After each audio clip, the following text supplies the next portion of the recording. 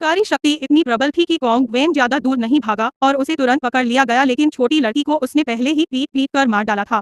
लाल कवच वाला आदमी बहुत मूर्ख था। उसने कॉन्ग वेन को डंडे से मारा। चाहे उसने कितनी भी कोशिश की, ऐसा लग रहा था कि वह कोई नुकसान नहीं कर सकता। कॉन्ग वेन को तुरंत एक लात से जमीन पर गिरा दिया गया। जब वह अपना लंच बॉक्स लेने वाला था तो अचानक वह छोटी लड़की प्रकट हुई। कॉन्ग वेन को काट कर नहीं मारा गया। वह धीरे धीरे उस छोटी लड़की की ओर चला गया। अब अंधेरा होने लगा था और लाल कवच वाला आदमी बिना किसी कारण के जम गया था। ऐसा लग रहा था कि वह लड़की को छूना चाहता था, लेकिन परिस्थितियां इसकी इजाजत नहीं दे रही थी और लाल कवच वाला आदमी तुरंत सो गया। वे दोनों भ्रमित थे और समझ नहीं पा रहे थे कि क्या हो रहा है। उन्होंने उसे जाने दिया और अपनी जान बचाने के लिए भाग गए तथा उसे यहाँ फर्श पर घुटनों के बल सोते हुए छोड़ दिया। कल रात की लड़ाई के बाद यहाँ अनगिनत लोग मारे गए। छोटी लड़की उसे वापस घर ले आई, लेकिन अब वह घर पर अकेला है।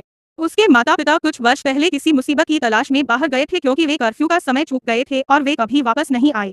उनके पिता ने उनके लिए एक बहुमूल्य पेंटिंग छोड़ी थी। जब वे युद्ध की रूपरेखा तैयार कर रहे थे तभी कुछ लोग वहां आए और पेंटिंग चुराना चाहते थे।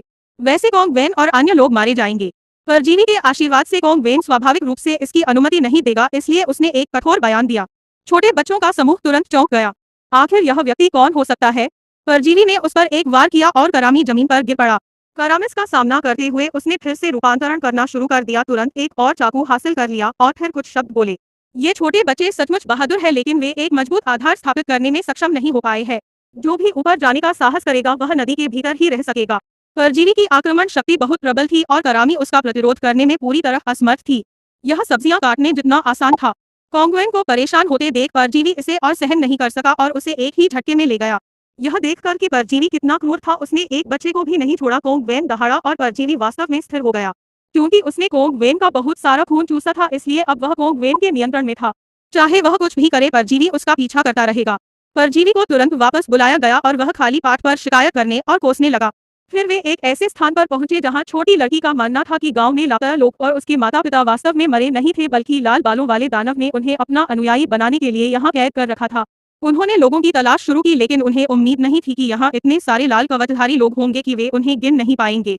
वे सो रहे थे और वे कॉन्ग वेन के सपने को बिल्कुल नहीं देख सकते थे, इसलिए उन्होंने लाल बालों वाले दानव का रहस्य जान लिया।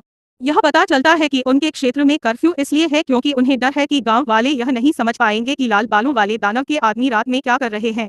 दोनों एक स्थान पर आए और अचानक उन्हें पास में ढोल की आवाज सुनाई देने लगी। वास्तव में यह ढोल की आवाज नहीं थी, बल्कि खतरा उनके निकट